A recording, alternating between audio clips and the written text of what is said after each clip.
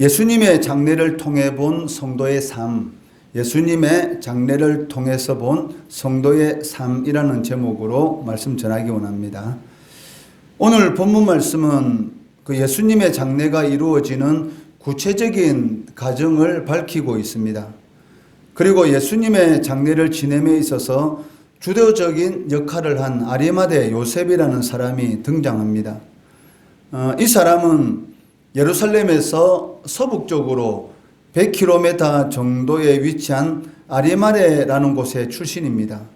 그리고 예수님의 숨은 제자였고 공간 복음에 의하면 부자였고 산헤드린 공회원이었고 의로웠고 하나님의 나라를 기다리는 경건한 사람이다라고 기록하고 있습니다. 38절 말씀해 보시면 아리마대 사람 요셉은 예수의 제자이나 유대인이 두려워 그것을 숨기더니 2일 후에 빌라도에게 예수의 시체를 가져가기를 구하매 빌라도가 허락하는지라 이에 가서 예수의 시체를 가져가니라 라고 기록하고 있습니다. 38절 말씀해 보시면 요셉이 예수의 제자이나 유대인을 두려워 그것을 숨기더니 라고 되어 있는데 이 말의 의미는 그 자신의 안위를 위해서 몸을 피했던 그 11명의 제자들처럼 두려움에 찬 제자가 아니다라는 그러한 의미를 가지고 있습니다. 즉 단지 그 예수님의 숨겨진 제자라는 그런 의미를 지니고 있다는 것이죠. 이것을 어떻게 알 수가 있냐면 그 헬라어 원문을 보시면 케크림 메노스라는 이 단어가 나오는데 그 이 단어는 두려워서 그 몸을 피한다라는 그런 의미가 아니고 단지 그냥 예수님의 숨겨진 제자로서 있었다라는 그런 의미를 지니고 있기 때문입니다. 요셉은 자신이 예수님처럼 붙잡히는 것을 두려워서 자신의 그 신분을 예수님의 제자라는 것을 숨긴 것이 아니라 자신이 산헤드린 공회원이기 때문에 그 유대인들이 그 트집 잡는 그러한 일들 때문에 예수님의 제자인이라는 그러한 것을 숨겨왔다는 것을 알 수가 있습니다. 이러한 사실은 요셉이 빌라도에게 당당하게 나아가서 예수님의 시신을 건네받아서 자신이 마련한 그 새무덤에 장사한 그러한 일들을 통해서 우리는 알 수가 있다는 것입니다. 아마 그 산헤드린 공회인으로서 투집 잡을 그런 유대인들의 그런 간섭이 귀찮아서 예수님의 제자라는 것을 숨겨왔지만 예수님의 죽음을 계기로 해서 모든 사람들 앞에 자신의 신앙을 드러내기로 작정하였음을 짐작할 수가 있습니다. 38절 이 말씀에서 그 특이한 사실을 우리는 하나 볼 수가 있는데 그것은 그 요셉은 예수님의 친족이 아닙니다. 그런데도 불구하고 요셉에게 빌라도가 예수님의 시신을 선뜻 내어주었다는 그러한 점입니다. 당시 로마의 관례상 사형당한 사람의 시신을 그 친족에게 내어주기도 하였습니다. 그렇지만 그 반역죄라든지 내란 교사죄, 예수님은 이 내란 교사죄로 십자가형을 당한 사람이었기 때문에 이러한 경우 시신을 내어준다는 것은 드문 경우죠. 왜냐하면 이 반란죄나 내란 교사죄에 의해서 십자가형을 당한 사람 같은 경우는 그 십자가 위에서 오랫동안 이 고통을 받도록 만들고 그리고 오랫동안 많은 사람들이 이 반란죄를 저지르게 되면 아니면 내란을 교사하게 되면 이러한 죽음을 당하게 된다라는 것을 많은 사람들에게 보여주기 위해서 이 독설이라든지 이러한 그런 새들의 이 밥이 되도록 끝까지 십자가 위에 매달려 두는 경우가 많았습니다. 그런데도 불구하고 친족도 아닌 이 요셉이 예수님의 시신을 자신에게 내어달라고 요구한다고 해서 빌라도가 선뜻 내어주었다는 것은 이 특이한 경우에 해당되는 것입니다. 이러한 그 경우를 우리가 봐서 빌라도가 왜 요셉에게 예수님의 시신을 선뜻 내어 주었을까라는 그러한 생각을 해보게 되는데, 그 사실 빌라도 같은 경우는 유대인들이 예수님을 그 유대인의 왕이라고 라는 그런 말로 인해서 내란 음모죄로 이 빌라도의 법정에 고발하였던 것이죠. 그렇지만 이 빌라도는 유대인들이 고소한 그러한 예수님에 대한 이 죄에 대한 항목을 사실은 받아들이지 않고 있었습니다. 믿지 않았기 때문에 이 무고한 사람을 자신이 죽였다라는 그러한 어떻게 보면 이 양심의 그러한 부분에 걸리는 부분이 있었고, 또 그런 부분이 있었기 때문에 요셉이 예수님의 시신에 대해서 요구하였을 때 또 유대인들의 장례 관습에 따라서 어떻게 보면 이 예수님의 시신을 내어주었다라고 짐작할 수가 있다는 것이죠. 끝까지 빌라도는 예수님이 죄가 없다라는 그런 사실을 사실은 생각하고 있었던 것입니다. 이 공간복음에는 아리마대 요셉 혼자서 예수님의 장례를 치른 것으로 기록되어 있지만, 요한복음에는 니고데모가 예수님의 장례를 치르는 일에 동참하였다라는 것을 기록하고 있습니다.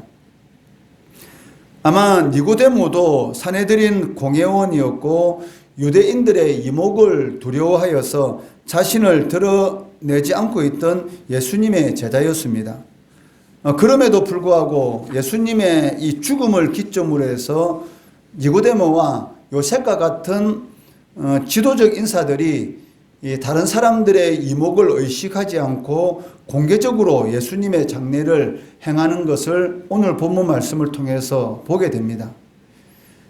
이처럼 이 사도 요한이 그 요한복음을 기록하면서 공간 복음과는 다르게 이 지도적 위치에 있는 사람들의 이름을 기록하고 있고, 이러한 사람들이 예수님의 장례에 관련되어서 장례를 행하였다라고 기록하고 있는 이유는 당시 그 1세기 후반 그 로마 황제의 숭배가 그 노골적으로 강요되고 있었던 그러한 상황과 무관하지 않다는 것이죠.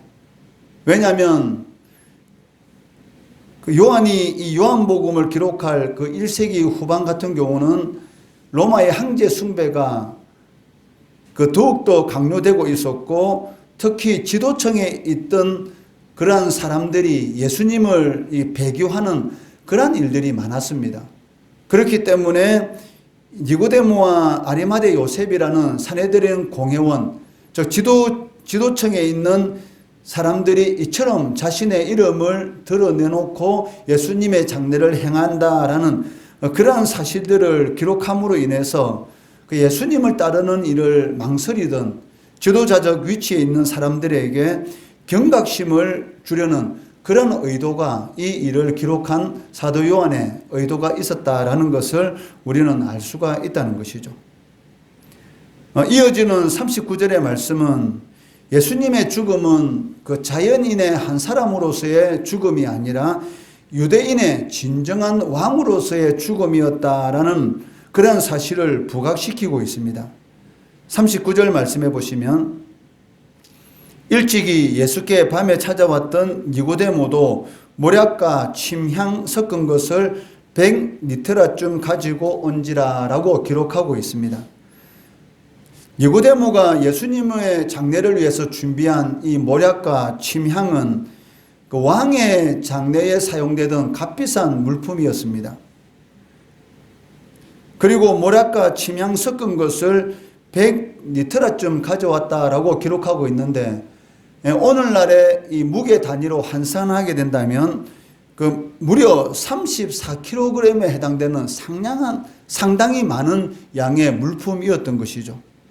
그러니까 이렇게 많은 이 물품을 유대인의 장례 강습에 따라서 예수님의 이 장례가 진행되었다라는 것을 사도 요한은 기록하고 있는데, 그 이유는 예수님의 죽음은 그 단순히 그 자연인의 한 사람으로서의 죽음이 아니라 진정한 유대인의 왕으로서 왕의 장례에 쓰이는 이 몰약과 침향이 예수님의 장례에 쓰임으로 인해서 그러한 것을 보여주고 있다는 것이죠. 그리고 아마 그 예수님의 장례를 진행하였던 사람들 중에는 요셉과 니고데모뿐만이 아니라 아마 마리아나 글로바의 아내 마리아 등 예수님을 따르는 몇몇 제자들도 있었을 것으로 우리는 짐작하게 됩니다. 그 예수님께서 돌아가신 시간이 금요일 오후 3시였고, 그리고 장례의 모든 절차들이 그 유월절 시작되기 전에, 즉 오후 6시 이전, 그리고 그날이 그 오후 6시 이후가 되면은 그 유대인들의 시간 개념은 저녁으로부터 시간이 새로 시작되기 때문에 오후 6시 이후에는 그 토요일 안식일이 시작되는 지점이었고, 또 그때가 유월절이 겹치는 그날이었기 때문에 그 3시간 정도의 예수님의 장례 시간밖에 없습니다. 그렇기 때문에 이 3시간 동안 예수님의 장례의 모든 절차를 진행해야 하기 때문에 아마 예수님의 장례는 상당히 바쁘게 진행이 되었을 것입니다. 그것을 우리가 알 수가 있는 이유는 이 부활절 아침에 그 마리아를 비롯한 여인들이 다시 향품과 향유를 가지고 예수님의 무덤을 찾게 되는데, 그 이유가 무엇이냐면 이 장례 절차가 그 바쁘게 진행되었기 때문에 아마 예수님의 시신을 향유로 충분히 씻지 못했기 때문이다라고 짐작할 수가 있다는 것이죠. 3시간 만에 유대인의 관습대로 이 장례가 끝난다는 것은 사실은 거의 불가능한 것이죠. 그렇지만 그 시간상으로 어쩔 수 없이 빨리 장례의 절차가 진행되었다라는 것을 우리는 알 수가 있습니다. 그리고 메시아가 부자의 묘실에 장례될 것이다라는 이사야 53장 9절의 말씀이 성취된 사실도 기록하고 있습니다. 41절, 42절 말씀해 보시면 예수께서 십자가에 못 박히신 곳에 동산이 있고 동산 안에 아직 사람을 장사한 일이 없는 새 무덤이 있는지라 이날은 유대인의 준비일이요 또 무덤이 가까운 고로 예수를 거기 두니라 라고 기록하고 있습니다. 여기 새 무덤은 그 아리마대 요셉이 그 자신과 가족들을 위해서 준비해 두었던 무덤입니다. 특히 이 무덤은 그 바위를 파서 만들었고 그 무덤 입구를 큰 바위로 막았기 때문에 이 매우 값비싼 무덤이었습니다. 그 유대인의 간습에 의하면 왕이나 귀족과 같은 부자들은 그 자신과 자신의 가족들이 묻힐 무덤을 미리 이렇게 준비했습니다. 그렇기 때문에 요셉도 자신과 가족들을 위해서 사용할 그 아직 한 번도 사용하지 않은 무덤을 예수님의 시신을 보관하기 위해서 선뜻 내어 놓았던 것입니다.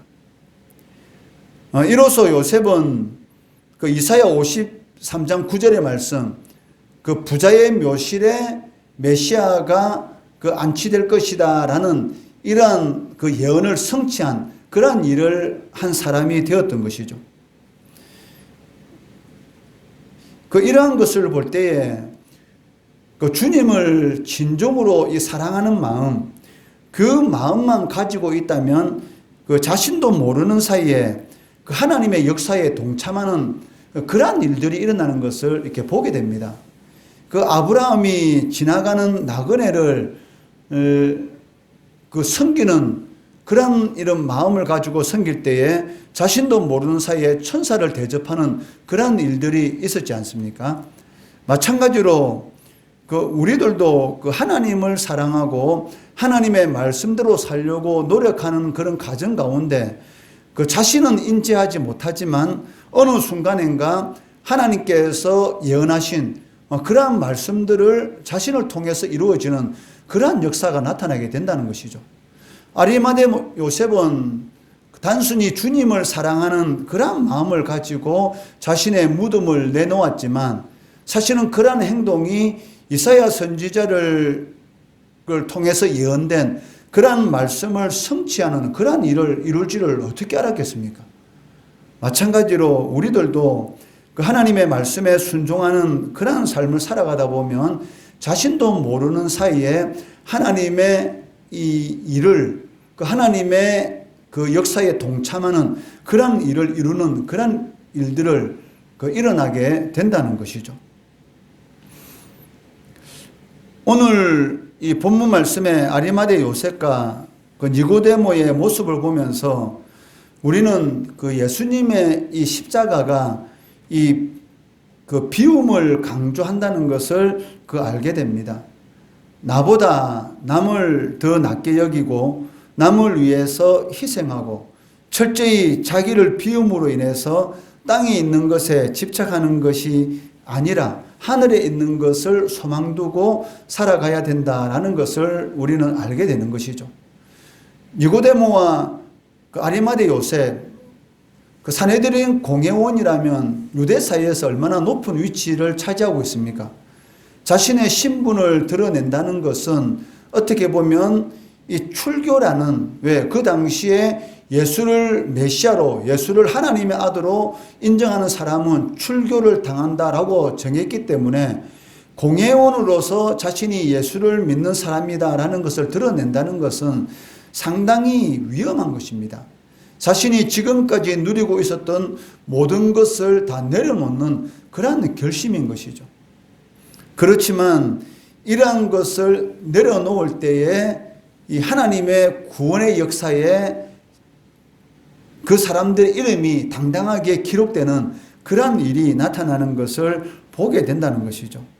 십자가의 신학은 어떻게 보면은 비움의 신학, 또 다른 말로 말하면 이 사랑의 바탕에 둔 그러한 신학이다라고 할 수가 있습니다. 오늘 예수님의 장례를 통해서 우리가 하나 알 수 있는 것은 무엇이냐면 우리 자신이 가지고 있던 모든 것들을 내어놓고 당당히 하나님의 사람으로서 자신의 신분을 세상 가운데 드러내는, 그리고 하나님의 사람으로서의 자신이 누구인가라는 것을, 이러한 모습들을 드러낼 때에 그 하나님의 그런 일에 동참하는 그러한 영광을 누릴 수가 있다는 것이죠.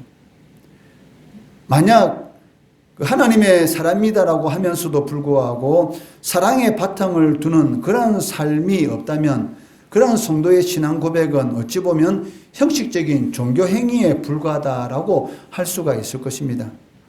오늘 그 아리마대 요셉과 니고데모의 자신은 주님을 사랑하는, 하나님을 사랑하는 그러한 마음을 가지고 단순히 자신이 가지고 있는 것을 가지고 하나님을 섬겼지만 그것이 하나님의 역사를 이루는 그러한 일이 있었습니다. 마찬가지로 우리가 땅의 것에 우리가 너무 집착하는 것이 아니라 하나님을 사랑하는 마음으로 하나님을 위한 그러한 삶을 살아갈 때에 우리 자신도 모르는 사이에 하나님의 구원의 역사를 이루어가는 그러한 일을 성취하게 되는 것이죠. 이런 하나님의 구원의 역사 가운데 우리 자신의 이름을 올릴 수 있는 그러한 영광된 그러한 삶을 살아가시는 성도 되시기를 주의 이름으로 축원합니다.